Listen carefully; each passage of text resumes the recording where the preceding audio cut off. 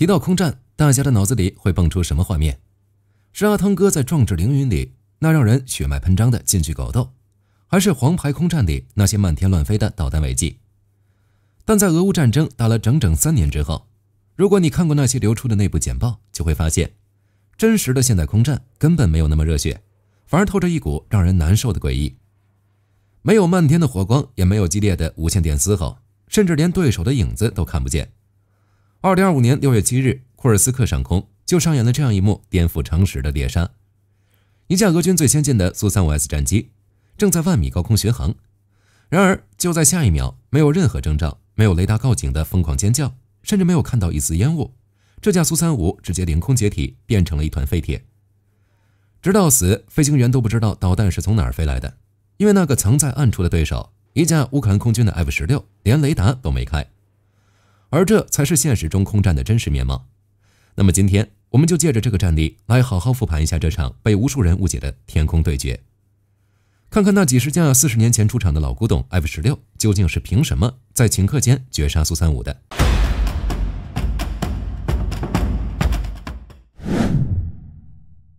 如果要問烏克蘭飛行員，從飛了一輩子的蘇系戰機突然換到美系的 F-16到底是一種什麼感覺？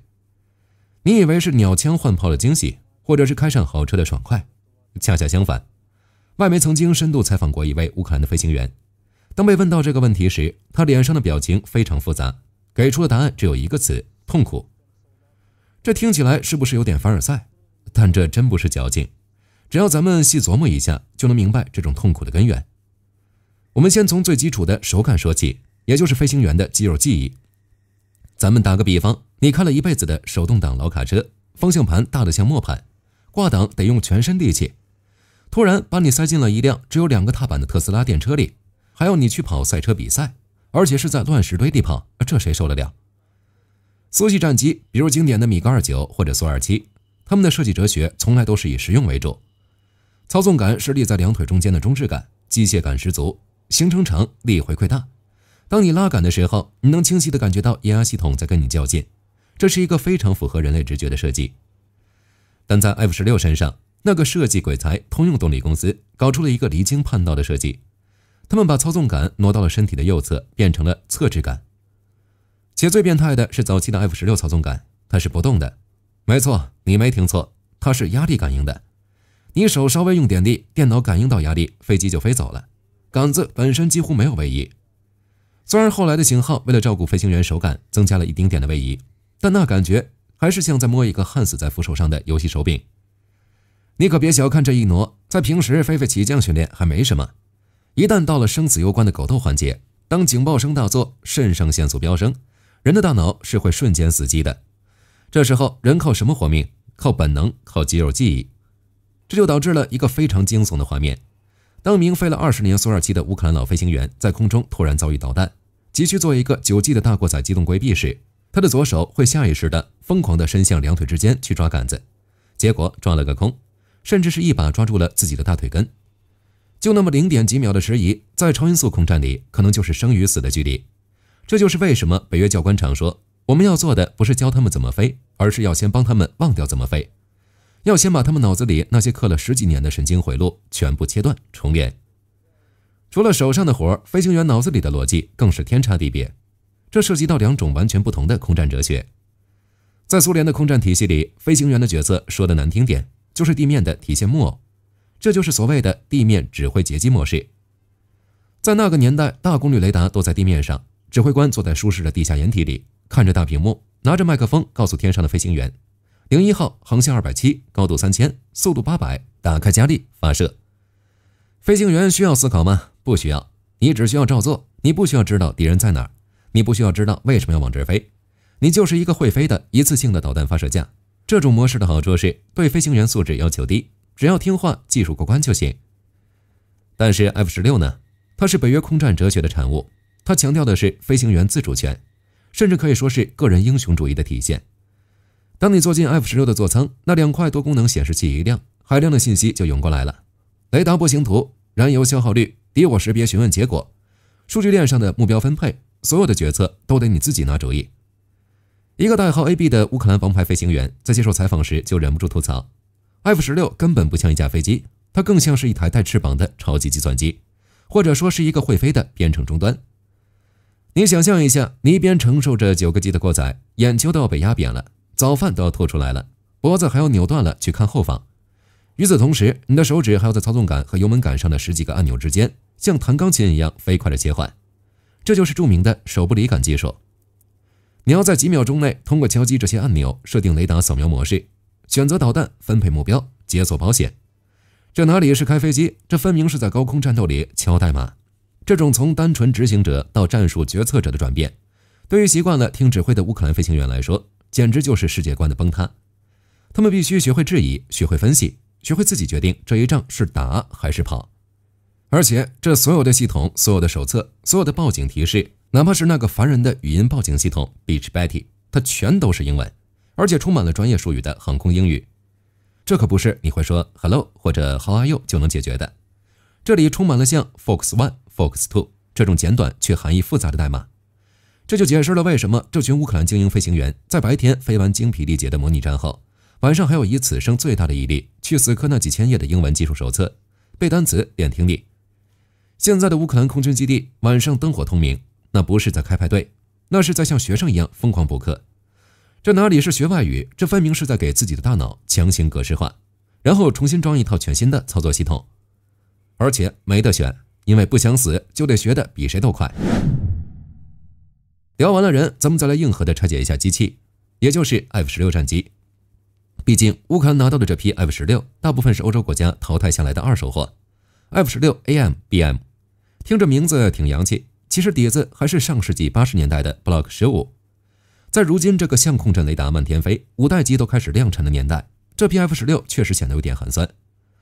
咱們得承認現實，如果單看雷達硬件參數，這架老 F-16確實有點老眼昏花。它裝備的核心傳感器是 AN/APG-66V2 脈衝多普勒雷達，這就是一款經典的機械掃描雷達。它的天線就像個電風扇一樣，在機頭裡轉來轉去。它的探測距離有多少呢？在理想狀態下，看戰鬥機大小的目標大概也就80多公里。如果是面對低空雜波環境，這個距離還得打折扣。這在現代空戰裡是個什麼概念？他的對手俄羅斯的蘇 35S 那可是裝着血豹翼無源相控陣雷達的怪物，號稱探測距離能達到400公里。雖然這個數字有注水嫌疑，但哪怕打個對折也足以碾壓 F-16。真要是在開闊空域硬碰硬的對着照雷達， F-16估計還沒看見對方是個什麼東西，就已經被 A-37M 超遠程空空導彈給鎖定了。但是朋友們，戰場不是鬥獸棋，不是比誰參數大誰就贏。如果是比參數，那戰爭早在 Excel 表格裡就打完了。F-16之所以能在這場殘酷的角肉戰裡活下來，甚至能反殺，靠的不是他的勢力，而是他那一身花裡胡哨的魔法裝備，也就是我們常說的電子戰系統。烏克蘭的這批 F-16雖然雷達老，但他們掛載的防禦系統可一點都不含糊，比如 AN/ALQ-131電子干擾吊艙，還有集成的 ECIPS+ 系統。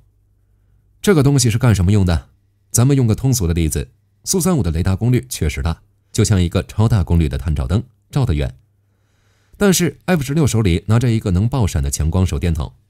當蘇35試圖鎖定 F-16時， F-16的電子戰系統會瞬間感知雷達波的頻率，然後它會發射出一波波經過調制的複雜的干擾波束，它就像直接拿着強光手電筒晃瞎蘇35的眼睛。在實戰中，這種干擾會讓俄軍飛行員的雷達屏幕上要麼是一片雪花，要麼是滿屏的假目標，根本分不清哪個是真飛機，哪個是電子幻影。那種我看得到你，但我就是鎖不住你的絕望感，足以讓蘇35空有一身蠻力，卻無處使勁。除了防守，在進攻端 ，F-16帶來了一個改變遊戲規則的東西，那就是哈姆反輻射導彈的完全體模式。